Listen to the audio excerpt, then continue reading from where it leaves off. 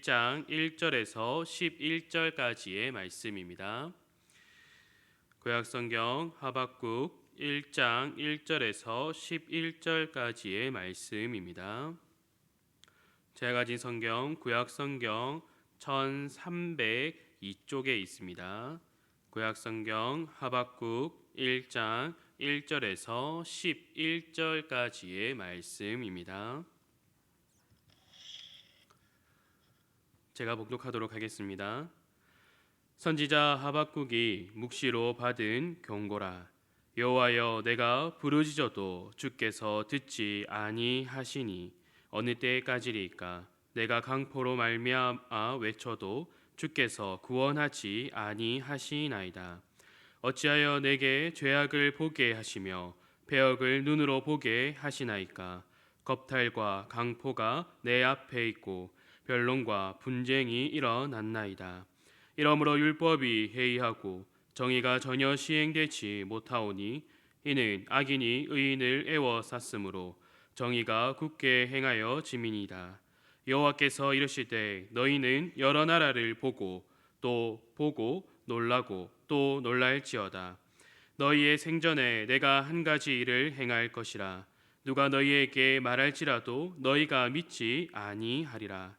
보라, 내가 사납고 성급한 백성 곧 땅이 넓은 곳으로 다니며 자기의 소유가 아닌 거처들을 점령하는 갈대아 사람을 일으켰나니 그들은 두렵고 무서우며 당당함과 위엄이 자기들에게서 나오며 그들의 군마는 표범보다 빠르고 저녁 이리보다 사나우며 그들의 마병은 먼 곳에서부터 빨리 달려오는 마병이라.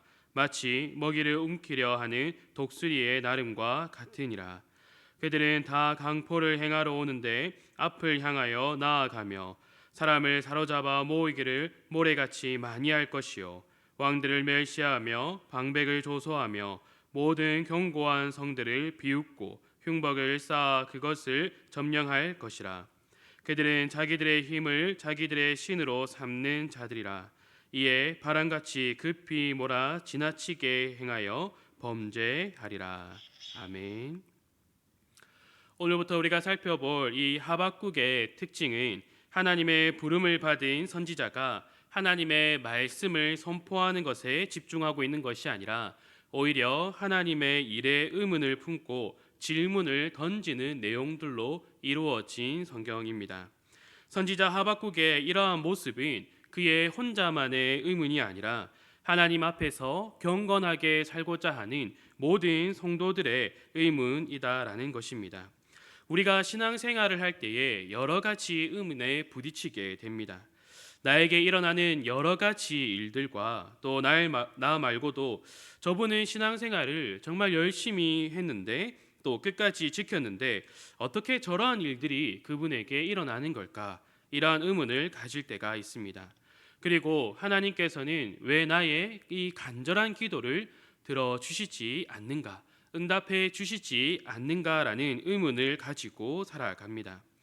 하나님께서 기도에 응답해 주시지 않는 의문, 그리고 응답을 해줬지만 이해할 수 없는 방법으로 말씀해 주실 때 여러 가지 의문이 든다라는 것입니다.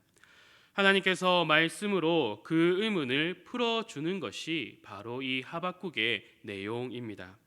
하나님께서는 바로 이것을 기록하여 주심을 통하여서 우리에게도 동일하게 말씀하여 주시고 계십니다. 이 3장이라는 짧은 분량을 함께 나눔을 통하여서 신앙생활 가운데 품은 의문들을 해결하는 시간들이 되기를 간절히 소망합니다.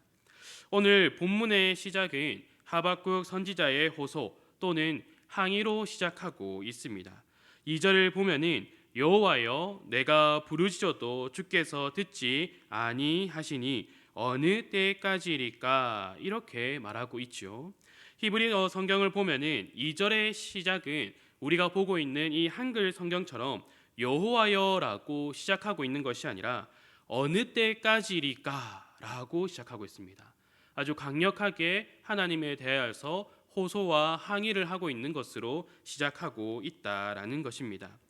그러면은 하박국 선지자가 하나님께 부르짖고 외친 것이 과연 무엇일까라는 질문을 우리가 던져 보아야 합니다.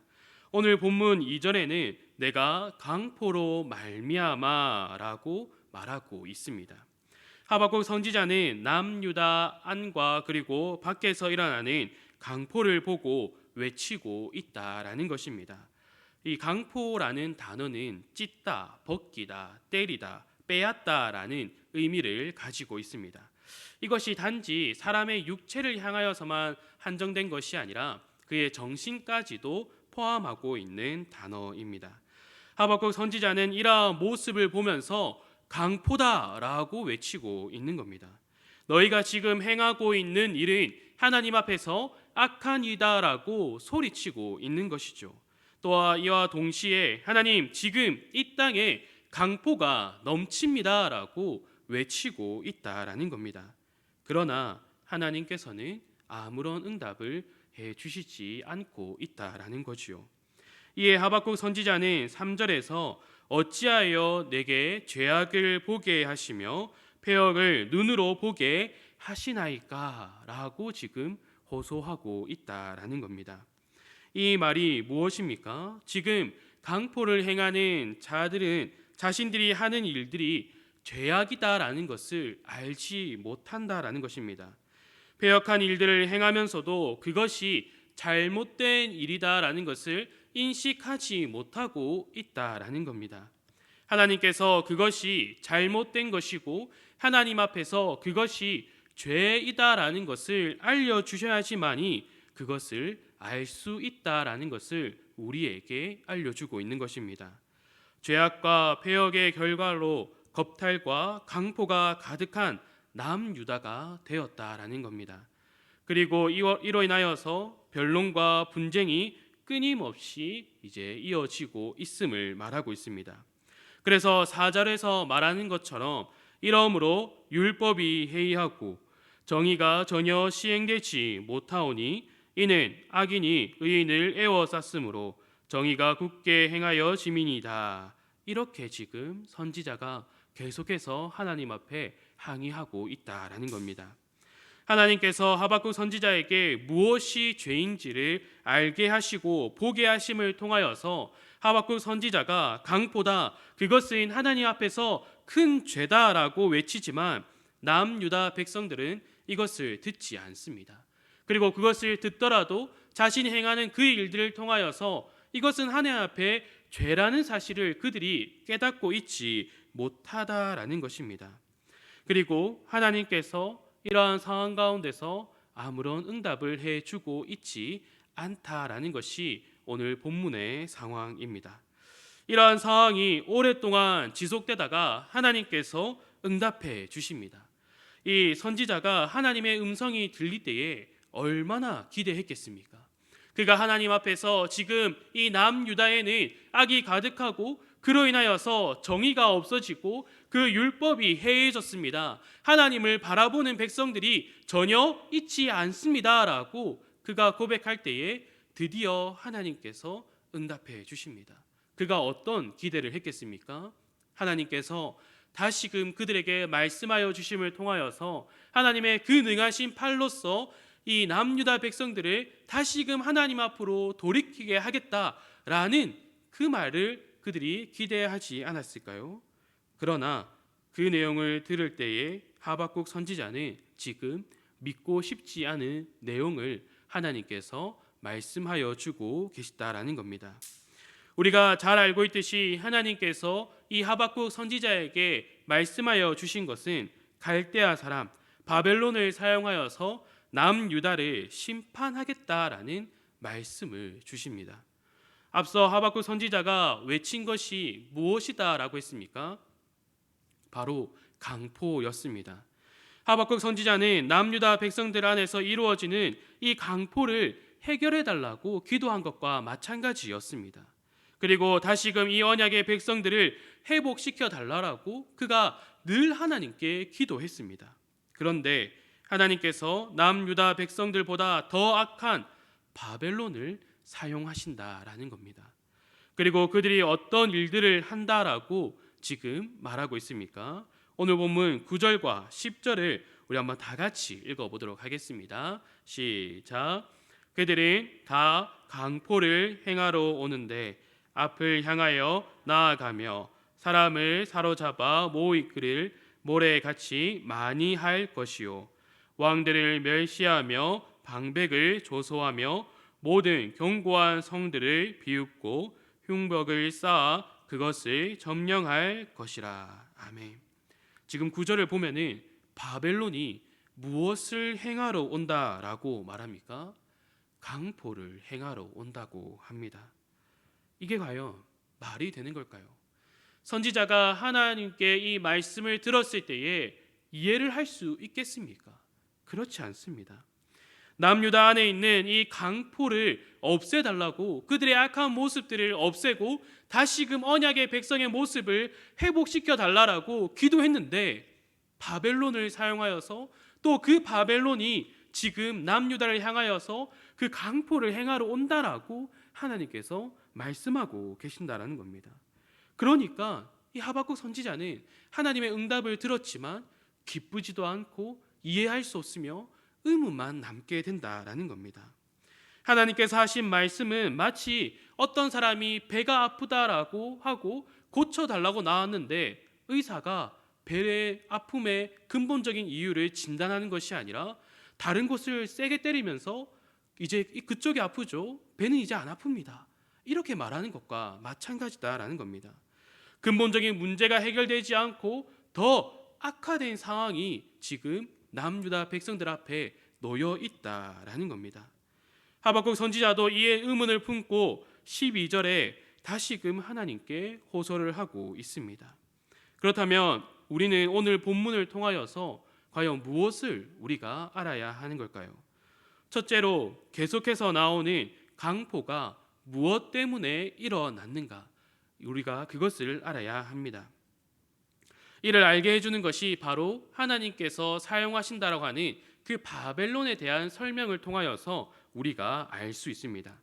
7절부터 11절까지는 하나님께서 사용하시겠다라는 그 바벨론에 대한 설명이 나오고 있습니다.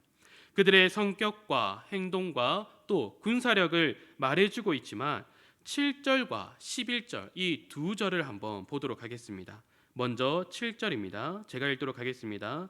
그들은 두렵고 무서우며 당당함과 위엄이 자기들에게서 나오며, 그리고 11절입니다. 그들은 자기들의 힘을 자기들의 신으로 삼는 자들이라. 이에 바람같이 급히 몰아 지나치게 행하여 범죄하리라. 아멘. 지금 7절과 11절에서 계속해서 반복되는 단어가 있습니다. 바로 자기입니다. 자기라는 이 단어를 반복함을 통하여서 자신을 신으로 삼고 있으며 자신의 힘을 의지하는 자들이다라는 것을 말해주고 있습니다. 그렇기에 자기 외에 두려운 존재가 없고 또 무서운 존재가 없다라고 지금 말하고 있습니다. 이러한 자들이 남유다를 향하여서 강포를 행하러 온다라는 것을 말하고 있습니다. 우리가 앞서 보았듯이 남유다 안에서도 강포가 있었습니다. 즉 남유다 백성들이 바벨론들과 똑같은 모습을 하고 있다라는 것입니다.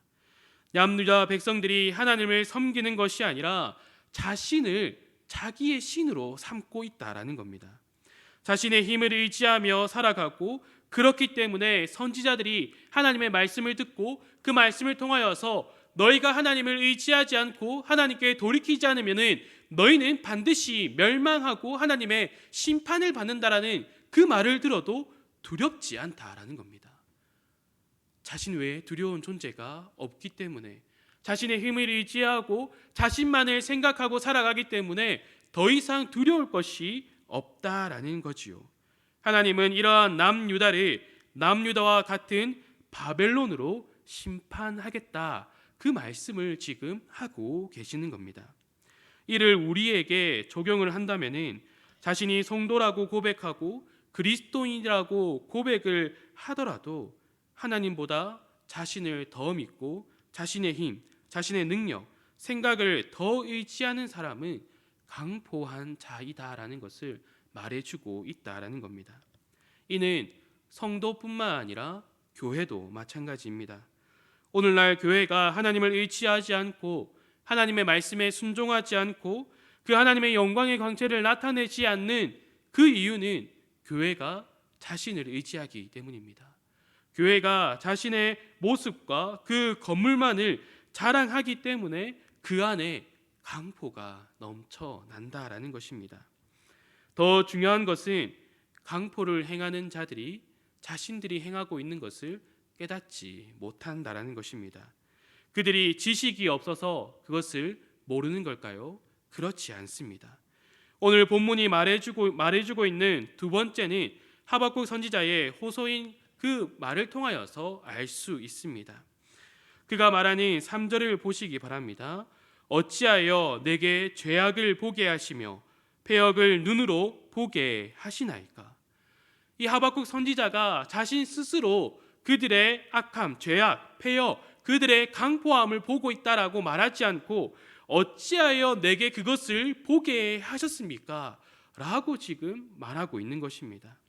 하나님께서 죄가 무엇인가를 깨닫게 하셔야지만이 그것을 죄임을 깨달을 수 있다라는 것입니다. 죄가 죄임을 깨달을 수 있는 자들만이 회개하고 하나님께 돌이킬 수 있다라는 것입니다. 하나님 앞에 그 죄를 자백할 수 있다라는 것이요. 그러나 깨닫게 하지 않는 자들은 여전히 그것이 신앙이다라고 생각하며 살아갑니다. 그리고 그렇게 살아가도록 내버려 두신다라는 겁니다. 그리고 하나님께서 반드시 그들을 심판하겠다라는 말씀을 우리에게 주시는 것입니다. 주 안에 사랑하는 성도 여러분, 우리는 말씀을 통하여서 우리 자신을 점검해 보아야 됩니다.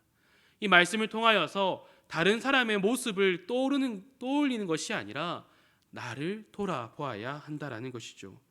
오늘 본문을 읽고 하나님께서 이러한 악한 자들을 심판하시겠다라고 하시는구나, 이것에서 우리가 생각으로 그치는 것이 아니라 과연 나는 올바르게 신앙생활을 하고 있는가? 정말로 내 생각이 아닌 하나님의 그 말씀대로 믿음의 삶을 나는 살아가고 있는가? 이것을 분명하게 점검해 보아야 합니다. 우리가 이러한 작업 없이 그냥 교회만 왔다가 갔다가 하면은, 또 이러한 신앙생활을 계속해서 이어나가게 되면은 나도 모르게 교회 안에서 또 성도들 사이에서 내가 낸데 라고 주장하고 자신도 모르게 하나님보다 자신을 더 의지하게 된다라는 겁니다. 강포한 자로 살아간다라는 거죠. 하지만 안타까운 것은 이 강포한 자가 자신이 자신을 의지하고 있다는 사실을 알지 못한다라는 거죠. 우리가 1장 1절을 보면은 선지자 하박국이 묵시로 받은 경고라 이렇게 시작하고 있습니다. 여기서 이 경고는 짐을 의미하는 단어입니다. 저는 우리 모든 성도들이 하나님으로부터 이 짐을 짊어지기를 바랍니다. 하박국 선지자는 하나님께 받은 말씀, 경고, 이 짐을 통하여서 지금 중심을 잡고 있습니다. 그 무거운 짐이 몸을 누르면서 중심을 잡을 수 있도록 해주고 있다라는 겁니다. 그에게 주어진 하나님의 짐, 이 말씀으로 인하여서 중심을 잡고 무엇이 죄인가를 그가 계속해서 알면서 살아가고 있다라는 겁니다. 그리고 그 죄로 넘어지지 않도록 하고 하나님께서 응답해 주실 때까지 그가 계속해서 기도할 수 있었던 이유는 자기에게 주어진 그 짐, 하나님의 말씀 때문이다라는 것입니다. 우리는 이 짐을 지고 그 자리에 서서 가만히 버티기만 한다고 해서 되는 것이 아닙니다. 우리는 그 짐을 짊어지고 가야 하는 곳이 있습니다. 우리가 그 짐을 지고 어디로 향하여 가야 합니까? 바로 예수 그리스도를 향하여 우리는 걸어가야 한다라는 것입니다. 마태복음 11장 27절에서 30절을 우리 한번 다 같이 읽어보도록 하겠습니다. 마태복음 11장 27절부터입니다. 시작. 내 아버지께서 모든 것을 내게 주셨으니 아버지 외에는 아들을 아는 자가 없고 아들과 또 아들의 소원대로 계시를 받은 자 외에는 아버지를 아는 자가 없느니라.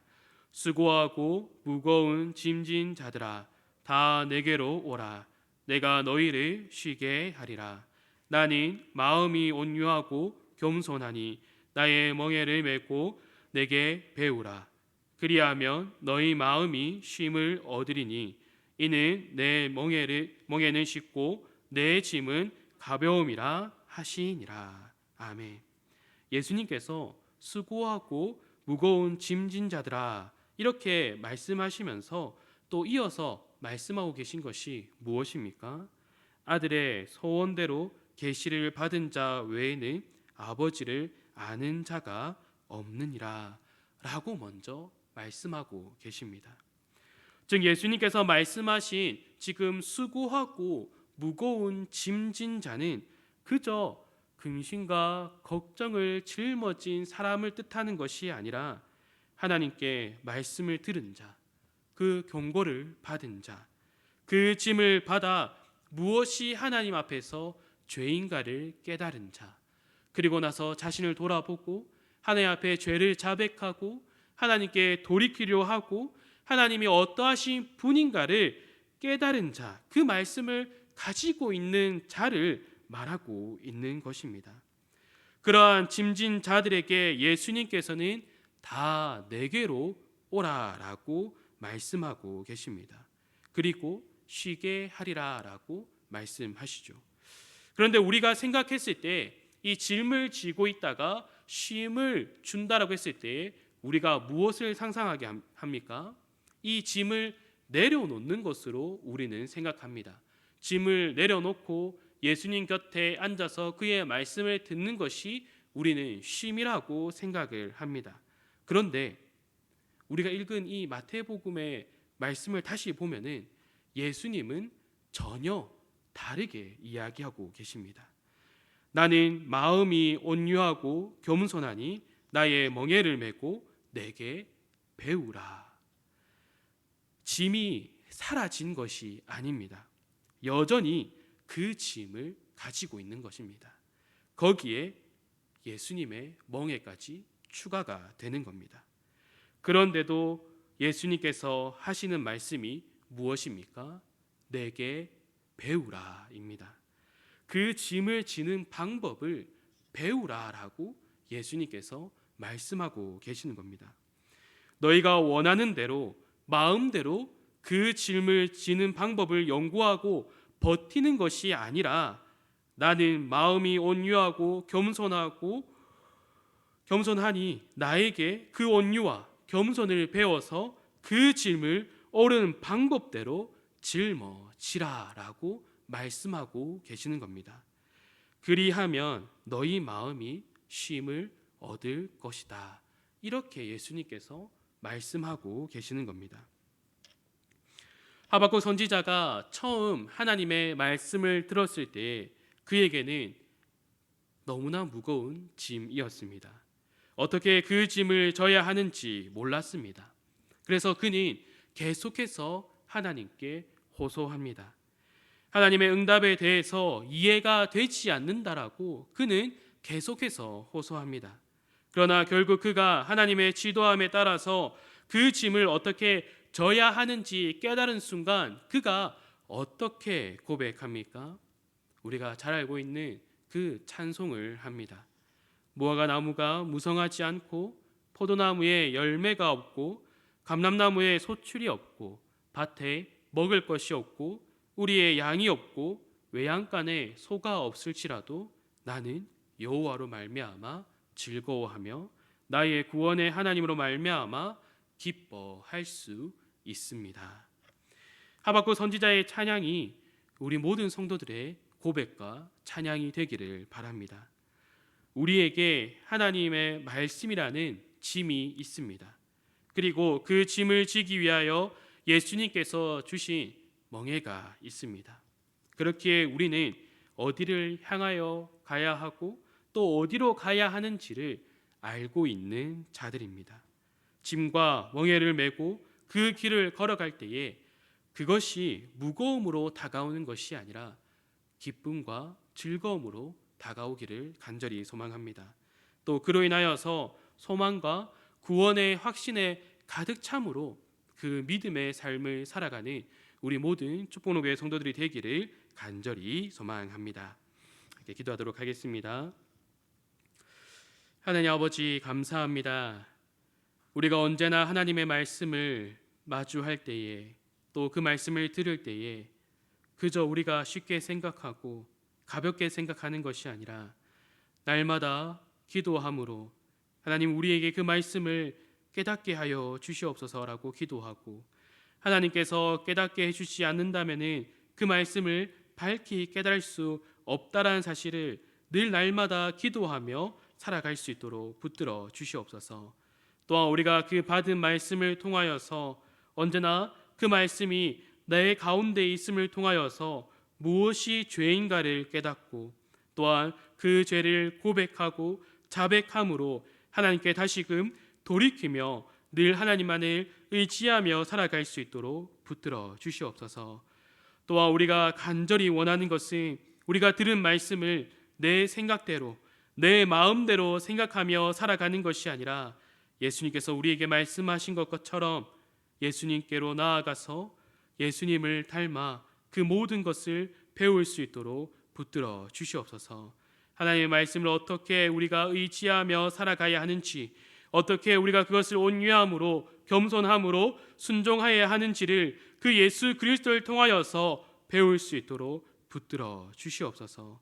우리가 그로 인하여서 더욱더 말씀만을 의지하며 또한 그 말씀에 따라 살아갈 수 있도록 인도하여 주시길 간절히 소망합니다.